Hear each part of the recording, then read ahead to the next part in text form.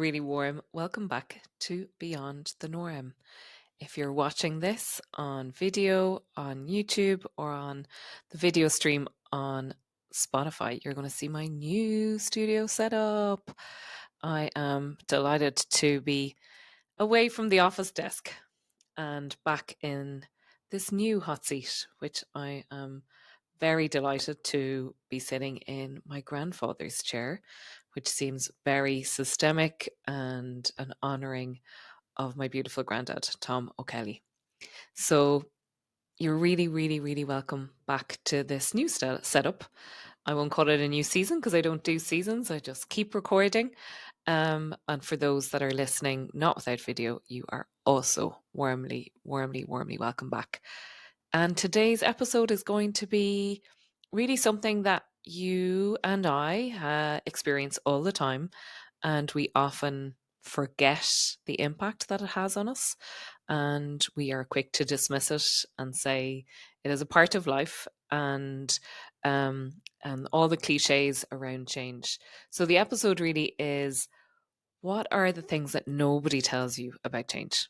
What are the different viewpoints that I can give as a systemic coach that are totally different from the day to day that you might know, or again, you're dismissive of, or you're not acknowledging?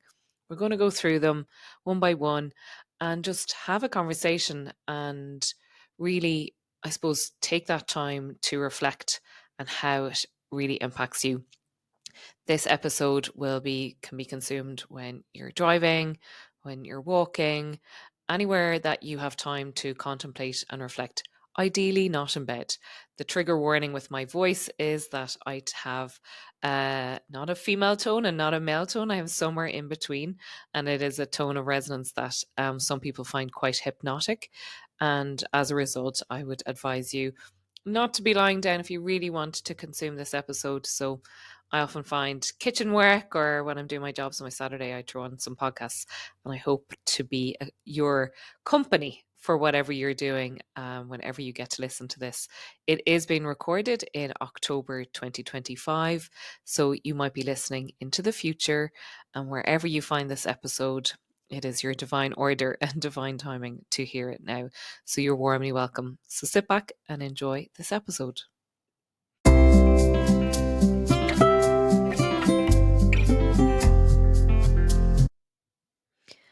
So the one thing that you know to be true about change is all the cliches that people tell you about change that really piss you off when you're in the middle of it. That great one, I had a manager that used to always say, there's one thing that's guaranteed, Norma, and that change is a constant here. And every time that he used to say it, I would really want rather punch him because it was not acknowledging all the other things that were going on. And I think what's different about 2025 and why this word change and this topic's on change fitness now as opposed to change management, because change is no longer one event. It is, yes, we think back in our life, and I have lots of those, what we call pivotal moments that brought about great change. Um, but really, what we're experiencing now, what we are experiencing in the last 18 months in the world, is greater than anything we've experienced in the 5 years previous, in the 10 years before that, or the 20 years before that. I heard years ago that what we read now and consume in one day, our grandparents might have read in a lifetime. Imagine that for a moment. The volume and the extreme and the overwhelm of information and change and the discomfort that is happening in our lives today, that we are still the people that came out of caves. Our bodies haven't caught up with the pace that's happening right now. I'm going to bring in the words and the acronyms that you know to be true around AI, artificial intelligence. Even the software that I'm recording this on is all baked into AI, where even when I started when I started my podcast in 2021, I don't have what I have now in terms of support to make this a great episode. It has revolutionized my business in a way that I can't keep up with its capacity to do things for me. And also because it's so instant that there's a chance that we can devalue it. So that's just at a really, really top level what we're experiencing in the world. We have seen wars, we have seen absolutely things in the palms of our hand that our bodies cannot rationalize. When we look up from the screen and we're in the safe house with a safe roof, our bodies are like, what did I just see? What did I experience? We're nearly becoming desensitized to the most extreme things happening in our life. And that is also part of this uncomfortable change that is happening. And it is not to diminish the extremes of the suffering, because we know it's happening. And for those of us that are empaths, are really feeling it, as well as in our own day to day lives, where the pace of everything has taken an extreme. So, Norma, if you think I'm going to listen to an episode that is full of this misery and there's nothing for me, I'm going to switch you off now. But no, I really want to ensure that this episode gives you some reminders, some remembering, some techniques, some support for, these changes that you're overcoming and the things that not everybody is talking about, how change is impacting you in your day to day. So a lot of this is acknowledging what you're carrying. Um, I hope that it provides some comfort that you're not alone, and this chaos and this overwhelm that you're feeling is actually really deeply impacting you more than you acknowledge. And if you follow me for a while, or maybe this is your first podcast of mine, I really speak a lot in the world of systemic coaching. I speak a lot about resourcing. And what I find where there has been a really big pivotal event, so like me leaving corporate life, so that was a big pivotal moment, which was all about change, that um, that I'm still, even 2.5 years later, still in my own type of transition, and that there is moments in time, and there's the start, the middle, and the end, and that's happening day in, day out, and also over weeks, over months, and we're constantly in these moments of change. And how can you resource yourself at every stage? So where I see where people run into difficulty in endings, let's say, which is a part of change, um, that they're really, really, they were under resourced at the time of the change, but equally they're still under resourced. So it's a thing that I work with a lot every day in my practice, and with teams as well, where there's so much unacknowledged grief in the system, where the change has taken place, or where there's consistent change. So CEO leaves the company, and then a new manager or new CEO comes in, and they bring in their own people, and then there's a restructuring. So it's not just a one-off, the CEO left and this big change. There's like a wave, a ripple impact of the change. So the first thing I'm going to speak about around the things that nobody tells you around change is that we don't normalize the messy middle part of change. We often look to, what happens right after the change happens. So that initial, as I said, a departure. And I've even fallen into all these traps, let me tell you.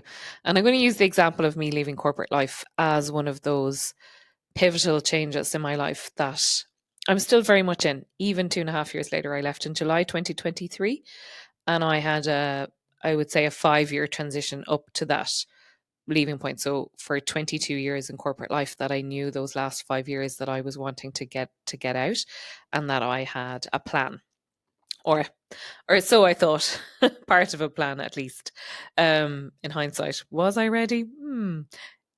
The reality is nobody's ever ready for the things that happen. And this messy middle part is, after the event happens, we often can have really mixed feelings, and the mixed feelings can coexist.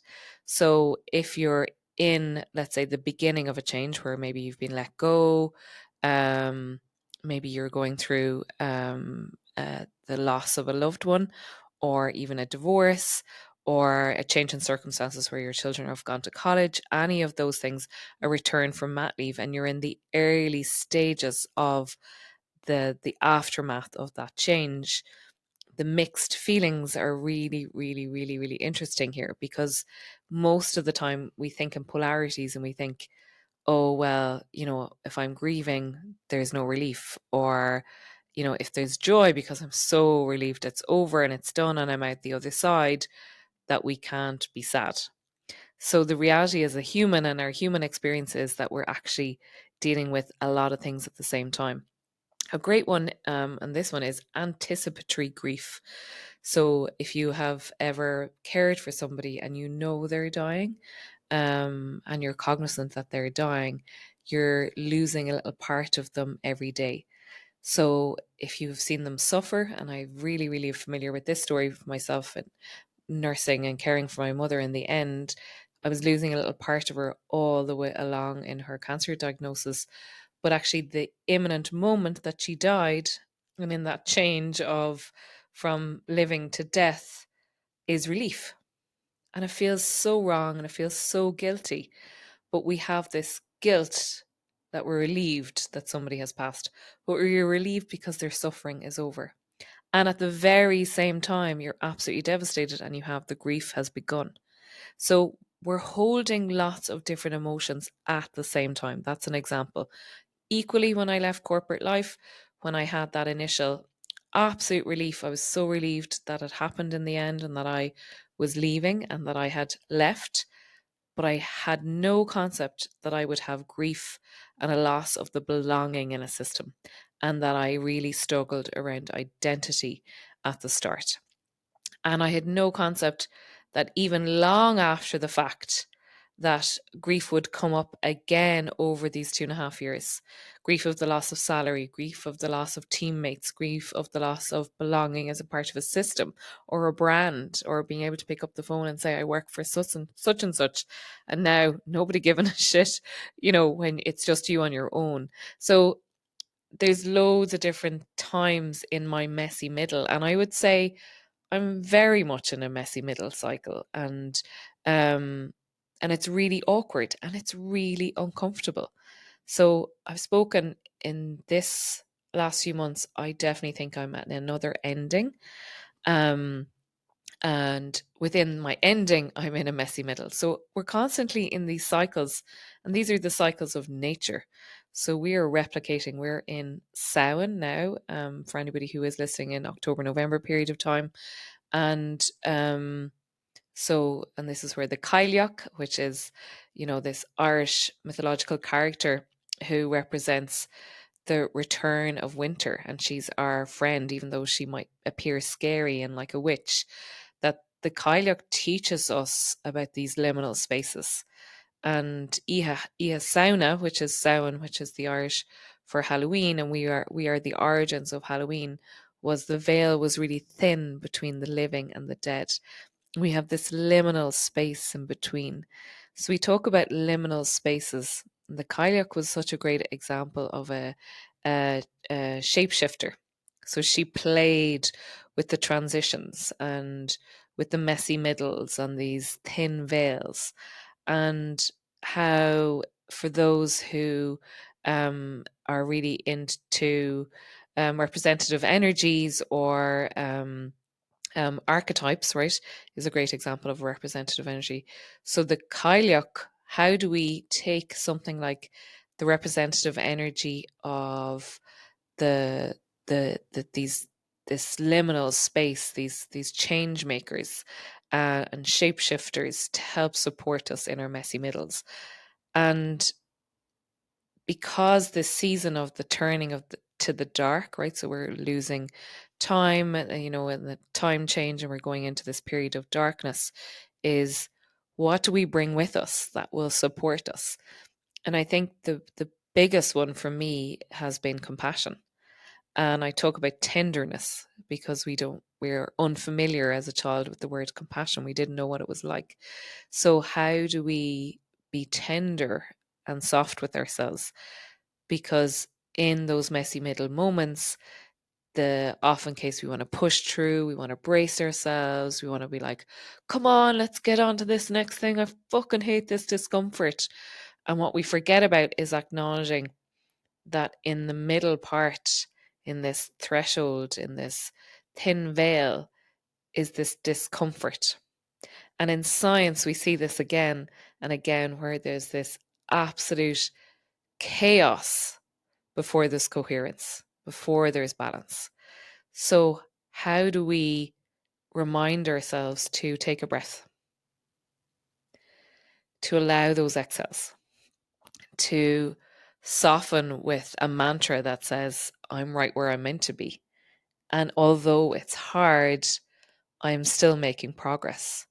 Because I think about the messy middle, and I see this with people who come to me for either the course of a year or even 3 sessions. It's that middle session. They're like, "Oh, I loved what we did the last time. Can we do more of that in the sessions?" And you're like, "No, because the evolution has begun. You've already started to move up what I call the spiral staircase, um, and we're not going back down the spiral staircase. We're going upwards, but we're just seeing things at a different angle. So no 2 sessions will be the same, and often case it's the part that people give up. So often during the messy middle is where people give up because they think it's too hard. And this is part of the change that you're like, no, I'm opting out. Like I just need to go now. Um, we see this in restructures. You see this in people where they haven't got a job or promotion, and they're like, "No, I'm gone now."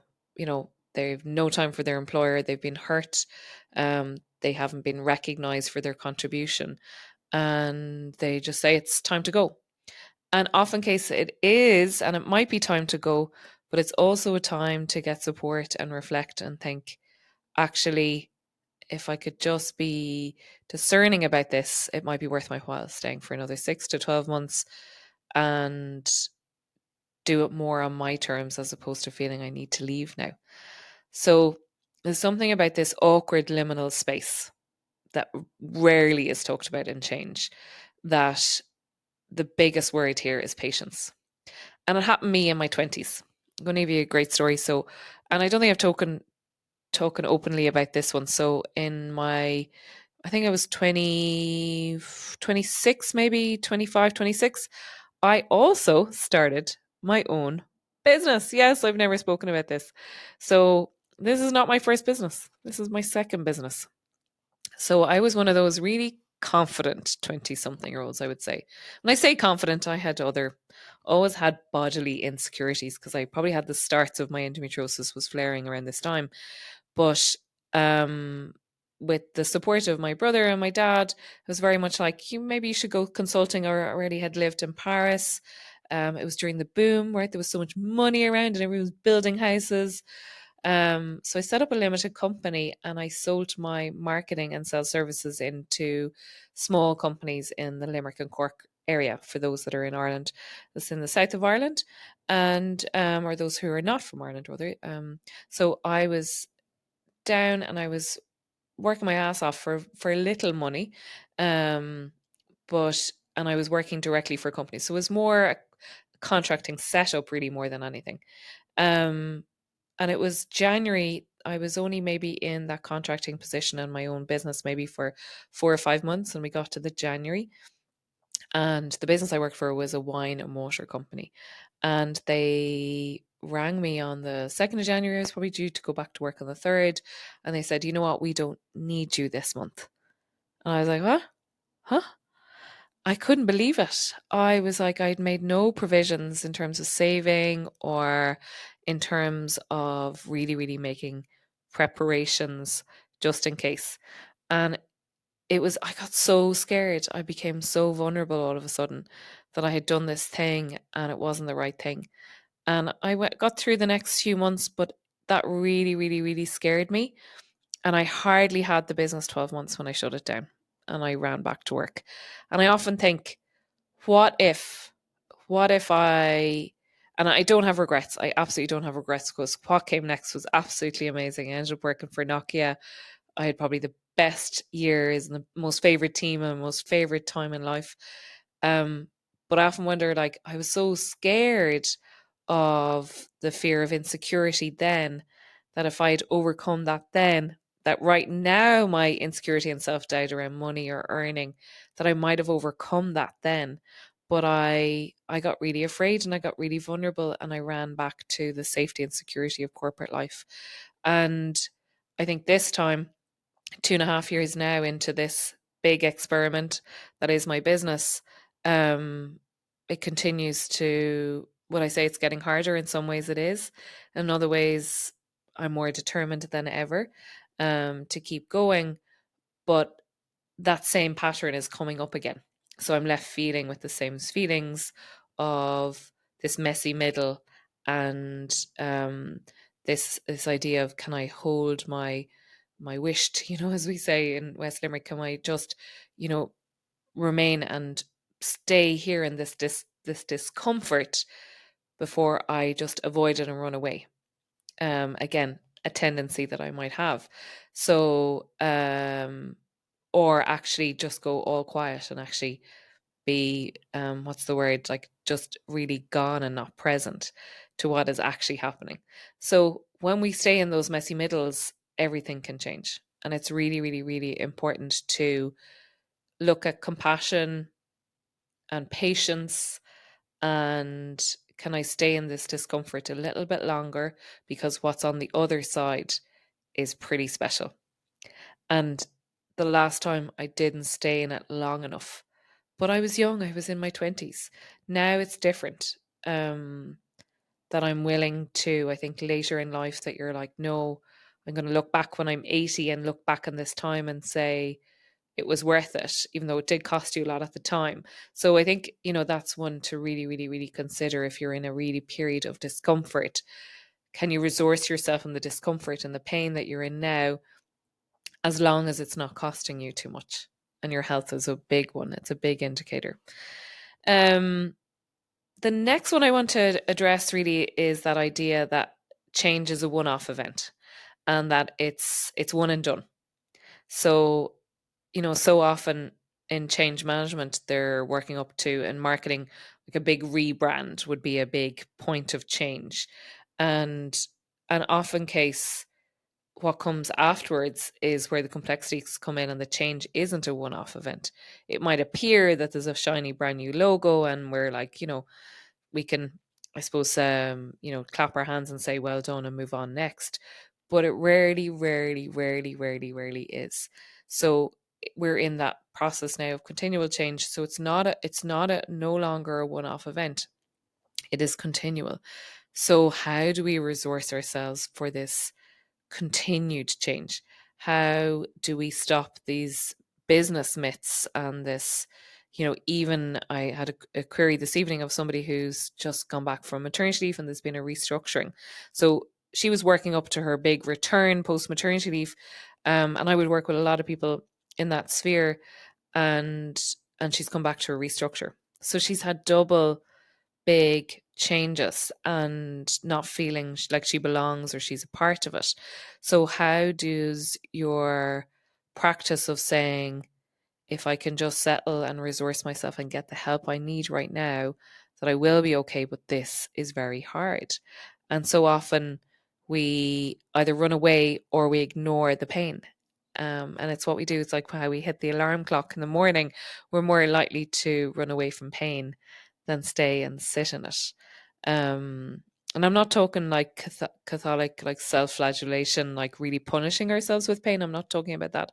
It's about, where is there discomfort, and where is there absolute chaos, and where is there comfort and more ease. And most of the time, that place of ease and flow, we have to work really hard about that on the inner aspect of ourselves.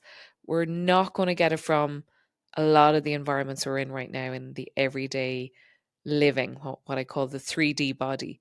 Um, we're rarely going to get that like nirvana of calm and peace. The only way that we can find calm of some sort, bar, becoming a nun and going into the Poor Clares and never speaking to anyone again, um, is resourcing ourselves internally. So it's coming back to our breath. It's coming back to what I often do with my clients, is placing a hand on your heart and a hand on your tummy, and really, as you hear my voice now, just soften into that. That's where we're going to find the calm. It's coming back to ourselves. It is in nature. It is in the pursuits that bring you not just dopamine, actually, because we're often searching for that as the kind of the elixir, or the fuel, where this is take ego out, take dopamine out, take any of those adrenaline, like no cortisol, but just that ease and calm and flow. And what are the things that get you there? Because that's the thing that's going to keep you resourced and resilient and able to cope with this constant evolution of change. And that brings me perfectly on to how nobody talks about change in the context of your nervous system. So, what is happening our nervous systems when we go through a period of change? So, again, I've been through 2 redundancies, and I've been actually three, and I wasn't impacted by the third, but I was in a corporation that went through a really massive one. And in fact, probably actually all 3 organizations, they were really big redundancies. They weren't like little one and done kind of things. They were really, really big. And in that scenario, when you get that email to say your job is at risk, what is going on in my body? And I wouldn't have really acknowledged this. This was in my mid-30s. I'd done a little bit of work on embodied stuff. I probably hadn't finished my Reiki at that stage. But it was certainly a time where all I knew in my body was a lot of pain and suffering, because my endometriosis would have had a good few surgeries even by then. But that first email, the body reacts in a way that is absolute fight or flight. Like, I'm going to die here because I don't have a job, I don't have belonging, I have no security anymore. So our bodies are in, it's this, if I was to explain it, and if you are watching this on video, or if you're listening, is the whole I'm bracing myself. I have not taken a breath. It was my mother's diagnosis, where you take those big inhales, and that the body has, at a cellular level, a shock of some kind, where it really doesn't feel like it is running at like normal day-to-day rhythm. So our bodies are like, yeah, it's this big kind of big shock. So that discomfort, and that your body is telling you, I am not safe. I do not feel safe here. And that's a really, really one that we embody it. And often when it is a big shocking news like that, we mightn't look at that again for another 6 to 8 months, or 12 months, or 2 years, or 5 years, where you had an event that was so shocking, but your body doesn't know the difference between an email and a bear chasing you. And it has embodied that nervousness, or I don't feel safe moment. So if you can reflect on those periods of your time and those kind of pivotal changes, or unexpected changes, and that announcement, and how that, where that might still be lying in your body. Again, working with other clients who have had, let's say, bullying incidences, or something really traumatic happen them, that their body has taken on at a cellular level, the really, really fear. Like, it's really true. It's not even, it really happened them. So the trauma is embodied in their cells, that it's only 20 years later that they remember something from their childhood that's triggered by something like going for an interview. And it's about resourcing that version of yourself from 20, 30 years ago. And if it's a child state, that it is, you're bringing them with you, and telling the adult is telling the child they're going to be okay. Because most of the time we didn't have an adult or a parent there to tell us it was going to be okay. So these are the things that are being triggered in us when uncomfortable change, or the steadiness of our ground has been taken away, that our bodies are feeling it, and we're feeling it often. The ones that I see most a lot in my practice is our voices. We just go all quiet. We can't speak. The other one is the feeling of, I love that somebody described it because it's something that I visually can feel as well. In myself is the kind of cartoon anchors, that were in Roadrunner or something, and that heaviness is placed on my chest and I can't breathe. So that shocking, unexpected change, how parts that's really layered and it's beneath the epidermis and even all the other layers, and it's even in sitting in like chambers of our hearts and everything, that how if even if listening to me you're remembering an incident that is deep in your cells, it is on you, the adult, to go and get help and attend to that. Because any change that comes after the fact is going to trigger that I'm really, really scared and I'm really, really vulnerable.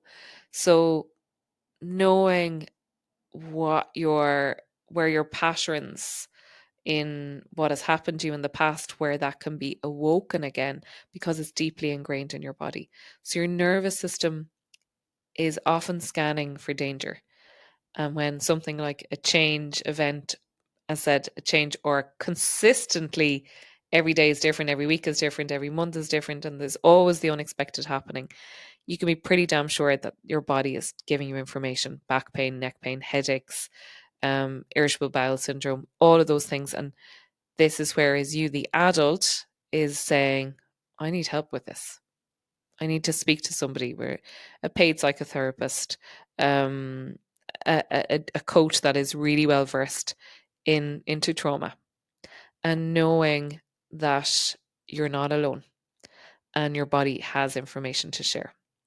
Also, complementary medicines as well, right? It's never, nothing is the elixir, nothing is a one-off solution.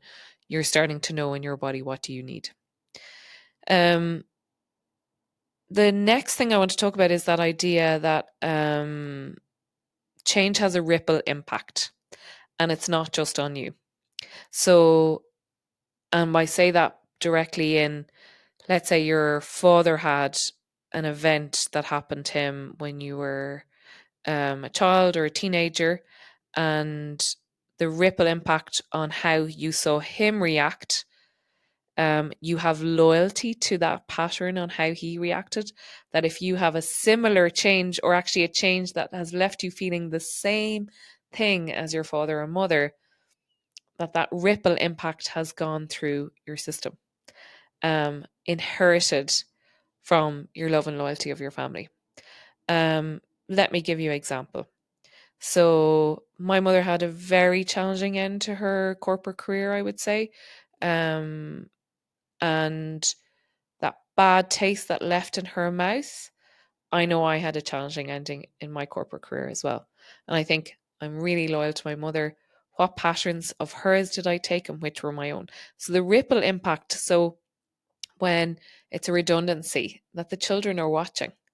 Their children are watching and worrying. I had a friend of mine whose son, he was maybe 8 or 9 and knew his dad, again, tech industry. Um, his dad has lost his job, and the son, 8 or 9, came out from the shop and said, Dad, they're hiring and they're Super Value are looking for somebody. And how the son, eldest son, very common that it's the eldest son, was on high alert for his dad to get a job because the son was worrying. So the ripple impact of those changes, and it's not for you to make you feel guilty, is to acknowledge that there is a ripple. And the ripple can impact your community, can impact your families, and not just this generation, but again, the next 7 generations. And when we don't go and attend to the impact of those changes, we are guaranteeing that the ripples will be even bigger, and they'll be unspoken. These are hidden dynamics. My work is the elephant in the room. That is my work. And so maybe your families of origin went through some pivotal changes, and you're still again experiencing the deep changes that they went through, but it didn't happen to you, it happened to them. But you know about it, and or maybe you don't. This is the other hidden stuff as well. Maybe you don't know about it, but you're certainly feeling, this is something my mother or father went through as well. And I've been left feeling the event might be totally different, but you're left feeling the same. And this is what we call the familiar feeling, familiar being from the family. So really, really noticing that the ripple impact of change that nobody talks about. Um, and this is more on that pivotal, bigger changes that happen. Um, Equally, another one, like we all saw the ripple impact of COVID. We saw it in the insecurity of children that again is now imprinted in their system for maybe seeing a mask in a hospital, or getting a test, a COVID test up their nose, that in 20 years' time, when they have to get another similar test, that their body could, shudder, run away, whatever, their body will have a big reaction to something that was so big at the time. So we're constantly, even what they might read on AI, again, how that can, we don't know what they're consuming at a gaming level, whatever, different level, mobiles, YouTubes, and how they've embodied that, and we don't know. And these are all these unknown uncontrollables, right? But let's bring it back to yourself. Think about what you're consuming, that anything that's really, really shocking you, and how you think you can just go back to your day to day. So where are the boundaries to protect yourself, that you're not overexposed to something that can really modify or again have a ripple impact? And it's not to shy away from it. It's not to turn a blind eye. It's not to have causes that we care about, but it's about where you might be overexposing yourself to something, and that you're not in a really good place yourself right now, and you're not resourced. So that's really, really important. So the next one is the loyalty pull of change. So this idea of when, let's say, you're leaving something, um, and we, most of the time, or a lot of humans, we have this most of the time, like most humans, this is basic Maslow stuff. We have the desire to belong, and we will always be loyal to that belonging because that is love, and love is the vibration that keeps us alive. And and we're blinded, or we have blind loyalties to that love. So the fear of change, because again that was ingrained in our family, we're really loyal to that feeling that change is really, really scary, so I'm going to avoid it. So thinking about the question is reflecting on, in your family, who was most afraid of change, and have you some of that loyalty to that possibly parent, and that you're so change adverse that actually some of that adversity to change and fear around change isn't actually yours, and it belonged to a parent. You're like, Norma, like, I know this shit is mad, but that's something you have to look at. I have lots of friends that are Libra, and they use Libra as their excuse. And please send me a message if you're a Libra, how making a decision around change is really, really hard for them. And perhaps it is a Libra thing, but there's also a deeper loyalty of a parent that stayed in an organization their whole life, and that they have absolutely fear that if I left that, I would be vulnerable on my own. And don't be fooled to think that people think they might die. Like, if I leave that, I might die. So the fear of change is so great that they'll avoid it at all costs. And some of that is linked to their loyalty to their families, which is in turn all around belonging. So what happens, the antithesis to that, or where something is different, is this idea that I can leave, but I'll feel really guilty. And I had this, when I was going on my maternity leave, and maternity leave? I clearly didn't have a child. I meant sick leave. When I was going for my hysterectomy, and I knew it was going, so it was planned, it was scheduled. And I was with my therapist. I was working through the grief of no longer becoming a mother, um, and really, really, really sitting in that discomfort. And it was all around the guilt of leaving my chicks. My chicks were my team. So I had this amazing team at the time. Absolutely loved them, still love them as people. But as a collective, we were quite the gang. And I was so worried about leaving my chicks. And there was an awful guilt. And I had to go back to looking at, where did that guilt come from? That it was on some level they were like my children, even though these people were definitely not my children, and they were far more competent than if I was the parent and they were the children. But that idea that there is no such thing as growth without guilt. And it's there's an expression in systemic work we talk about, like the loss of an innocence. And it's often again our own innocence that's happening around change. So who are we leaving behind in the change? And the guilt that we experience, and the loyalty to not wanting to feel guilty. Um, so start considering for yourself, what are the, or when, or where were the places that you had some loyalty, some blind loyalties that you maybe you were only aware of in when the change happened, and that you felt really guilty about what or who was being left behind. Um, and then on some level that you still might have some of that guilt. So that's one worth exploring, and worth exploring with a systemic coach. What's going on there? What within me that is so loyal to something that like I'm not even part of anymore, but yet I can't move on. That I am stuck in this place where I can't move on. And the fear is really real. Like, it's super real. It's not. So it's really, really sitting with that, and, as I said, exploring it with somebody else. That's one worth absolutely exploring. Um, the next one is this idea that um, you're not bad at change. Everyone's like, oh, but I hate change. And, I'm really bad at it. It's like people tell me they're really bad at meditation. I was like, you can't be bad at meditation. There's no such thing. Because it's all about showing up. And it's similar to change, right? There's no such thing. I hear people start with sentences like, I'm afraid something or another. I'm afraid that, I don't know, my toes are gonna get cold if I go into the sea. And I often stop the sentence and we say, okay, let's look at this sentence, and let's look at the start of the sentence, and it's, I'm afraid. I'm afraid. And I often see this is where the tears come, because it's a simple, full sentence that says, I'm afraid.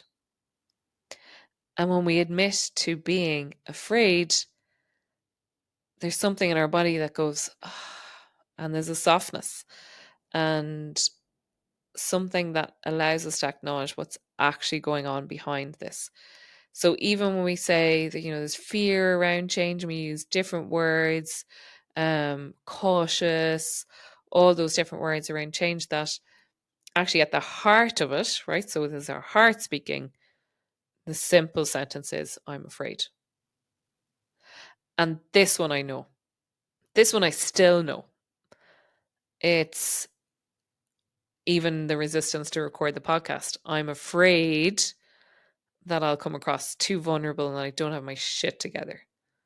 Right? That the perception is that I need to at all times like have my shit together. Because how could I be a coach if I don't have my shit together? This bullshit beliefs that stop me from actually doing things that I really enjoy, which is the creativity side of this podcast. But the genuine and not to be dismissed part is, I'm afraid. And the what is probably different every time, but the body's information is, I'm afraid. So how do we care for and be tender and resource the part of you that feels afraid? And it could be simple as, it's safe to be here. You're still okay. You're going to be okay. And it really is those simple things, the closing of your eyes, the feeling where you are afraid, and meeting that and remembering that part of you, because so often we dismiss it. Sure, everyone's afraid of change. Like, that's a real sentence of like, sure, cop the feck on. Like, so staying with that idea that it's not that you're bad at change, that your fears are really, really, really true. But also what I just spoke about there is that there's loyalty to somebody else's fears, because that made you belong in that system, which is most possibly your family. So they were afraid of change, so I'm afraid of change, and then that means that I really love them. So looking at that, but you're not bad at change. There's a part of you that needs support and needs help. So, next part. The next part of this is really some reminders. Reminders that should give you some comfort. That you are, although this change is hard and there's discomfort coming, that there's something else there too. And these are the parts of you that, might just give reason to why it is so uncomfortable. So a huge part of change, and again, because we're in this change cycle all the time, this is one that you might miss. And this is the one, it's until somebody says to you, you're different or you've changed. You've changed. I love that one because I hear it a lot. And if I don't hear it, I feel it from the other person. You've changed. So your identity is changing. You're never fixed. When your personal reality is changing, so's your personality. Same word. Personal reality, personality. Your identity is not fixed. You have beliefs that you think are fixed, and even they're not fixed because they're not true, most of them. So it's acknowledging this, that you are not this, like a tree that's planted in the ground and that you're going to be there for the next 50 years and you're going to be the exact same. Because as we know, the tree is changing all the time. We are nature. Our identities are not fixed. And that is really, really uncomfortable. And the biggest thing around this is that type of change is we're grieving an old version of ourselves. God, I wish I used, when I was like that, I found a photograph from 2016 this week. And I should probably put it up somewhere I know I put it up on LinkedIn, but I didn't put it up on Instagram yet. And how much I've changed from, that 2016 version of me. I had really short hair. I was definitely not thinner than I am now, pre-menopause. Sure, look at it, it's 9 years ago, and I still had that desire to be a mother. I was in a relationship where we had talked about it and it was on the cards, and I was full of hopes and dreams, um and I am grieving for that version of her that was idealistic and had loads of dreams, and how over those last 9 years that so many of those dreams have been taken and new dreams have come in too. But I am grieving her body for sure. um and even grieving her short hair, which was so much easier to manage than long hair. These are even like, I'm being facetious, but the depth of it is the sadness I feel for her that things haven't worked out how she had hoped. And yet they've worked out better in other ways that I never dreamed what I'd be doing now. On a Friday night in October is recording a podcast that will land in somebody's lap that feels totally different. And the right person is listening. So change really means this grieving of the old self. And how can we be tender with that? How can we meet that with compassion and say, I miss her. I miss that old version of me. And there's times that you want her back, and the reality is she's gone, and she's not that she's gone forever. You have this lovely nuance in systemic work as how can you honor her? How can you honor her by creating new dreams and new projects, and also honor where you're at right now today? Like, what's good about today? What are we grateful for today? I'm grateful that I went on the craziest continuous professional development holidays, the only holiday really that I had this year in hungry, and I came back and I got an amazing secondhand with shoulder pads jumper. So that is forever for festivals and podcasts. Who knew?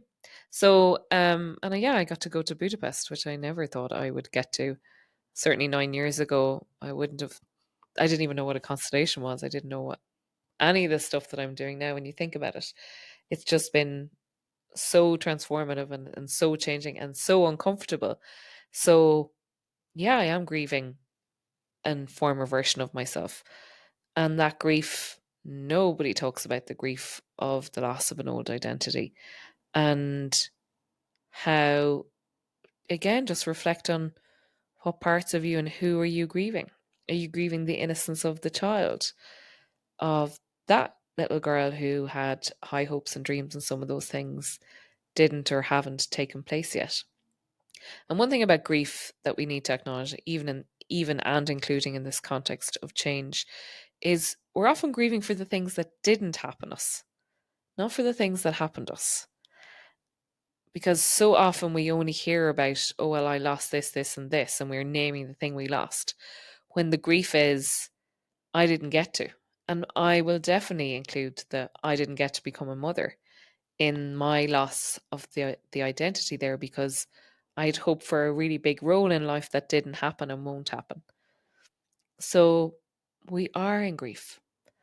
And grief is multi-layered and really complex. And it can play out in lots of different ways in our life.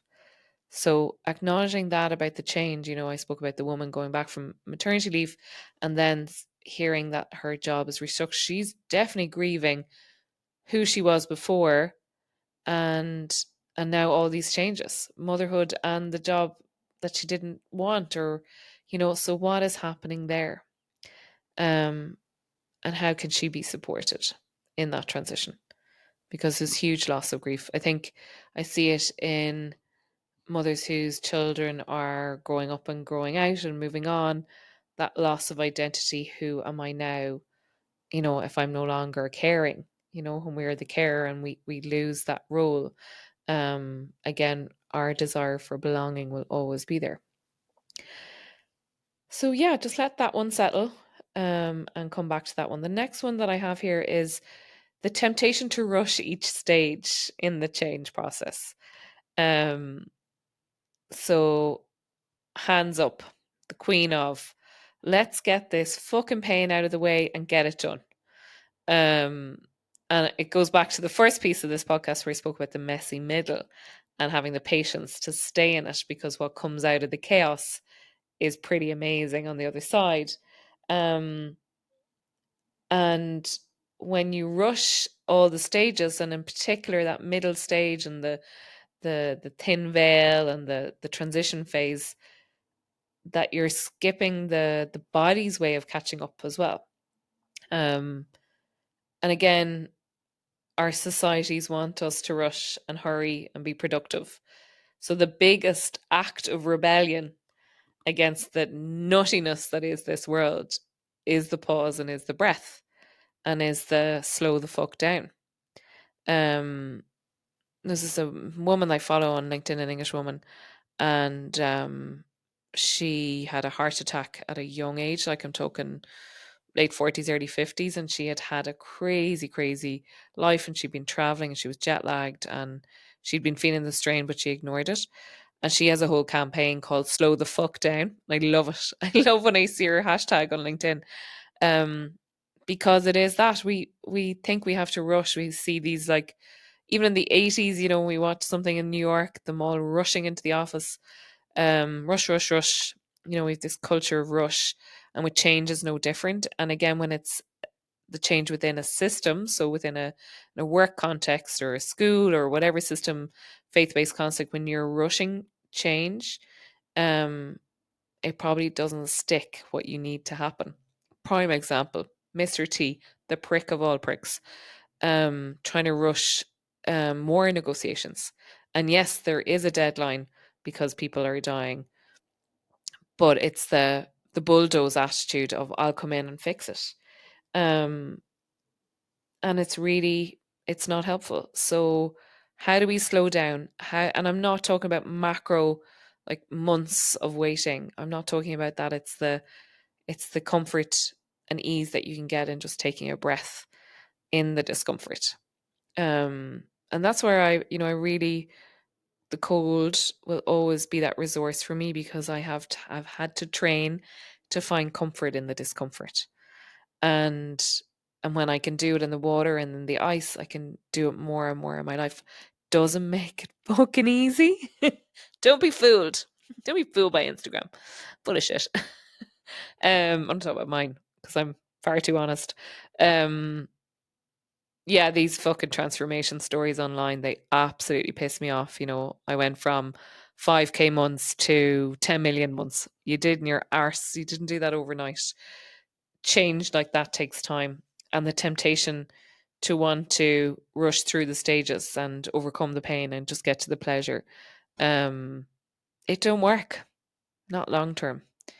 And when everybody's in the business of temporary relief, that temporary relief, that's why we have addiction, because we're going back over and over and over again, and we're not getting to the source of the discomfort and the dis-ease within ourselves. So catching yourself, where are you trying to rush something that might need more time? I want to write a book. I'm scoping out the process right now. The temptation, because I need to get it done, will be to rush that book. And maybe what that book needs is actually a slow, long gestation before it's birthed. Who knows? I don't know. Once I get the mojo into these things can happen quite quickly, but maybe it needs a bit of time. Um, so you're not lost. And this was the analogy, and I don't know if it's going to sit with you, but it's like updating your software. And you're installing a new way of being.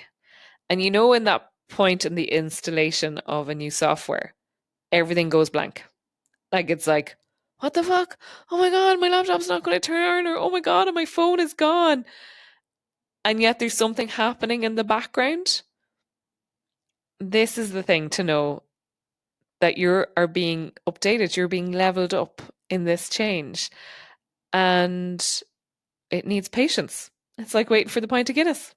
Another brilliant metaphor, right? So whichever appeals to you most, more like the Guinness or more like the software that goes blank, and yet there's something happening in the background, and you mightn't be cognitively aware of it, but it is happening. The change is happening. A great one from systemic coaching, which is really useful here, and again, I see this people when they're making a decision, and the decision to change or do something different, and they're so loyal to getting it right, like that whatever I do next has to be the right thing, as opposed to making a decision that is the step to better, this incremental change. So it's not baby out with the bathwater, it is, what would be my next step to better? And often I hear this one about leaving jobs. Um, And the step to better could be, in the short term, a promotion or something that gives you more stability or more income while you're still there, while you're planning your exit. Um, so it's not about extreme changes, it's about incremental changes every day, every week, every month. So anybody who's training for, let's say, the marathon is on in Dublin this weekend, there is those nuances of, yeah, what am I what am I planning as my next step to better? Um, and in that next step to better is the requirement to resource and care. And it's deeper than self-care. And this is the work I do with people. Self-care is included with it as well, but it's those consistent resources that bring you back to yourself, and how critical that is.